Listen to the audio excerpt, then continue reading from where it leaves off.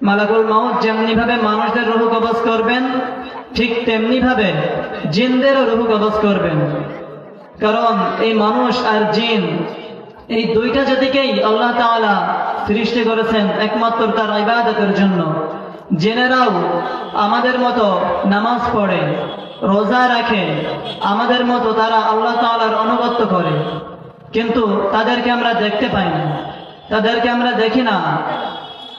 আর এই যে আমরা তাদেরকে দেখি না কিন্তু তারা আমাদেরকে দেখে, এইটার ভিতরেও একটা কাহিনী আছে। সেটা হলো, এই দুনিয়ার জগতে আমরা কোনো জিনকে দেখতে পাই না, বাট জিনরা আমাদেরকে দেখতে পায়। আর পরকালে কিয়ামতের দিন, অর্থাৎ পরকালের যে জীবনটা আমাদের, ওই সময় পরকালের জীবনে আমরা জিনেদেরকে দেখতে পাবো, কিন্তু জিনেরা আমাদেরকে আর দেখতে পাবে না। তাহলে কাদের দেখাটা বেশি, আমাদের নাকি জিনেদের?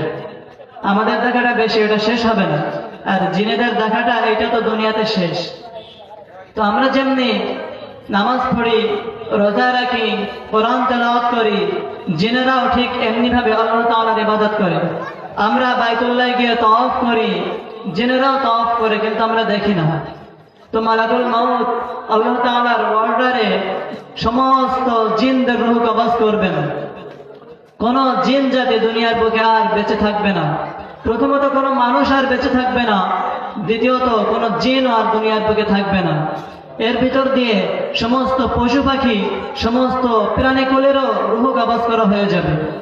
গোটা দুনিয়ায় আর কোনো মানুষ, কোনো জিন, কোনো প্রাণী কিছুই আর বেঁচে থাকবে না। তখন আল্লাহ তাআলা মৃত্যুর ফেরেশতাকে ডাক দিয়ে বলবেন, ইয়া মালাকুল মাউত আখবিরনি মান ইয়াবকা, হে মৃত্যুর ফেরেশতা, আমাকে বল আর কে আছে। তখন আজরাইল আলাইহিস সালাম বলবেন, আল্লাহ, আর তো কেউ নাই। প্রথমে সমস্ত মানুষদের রূহ কবজ করলাম, আর কোনো মানুষ থাকলো না।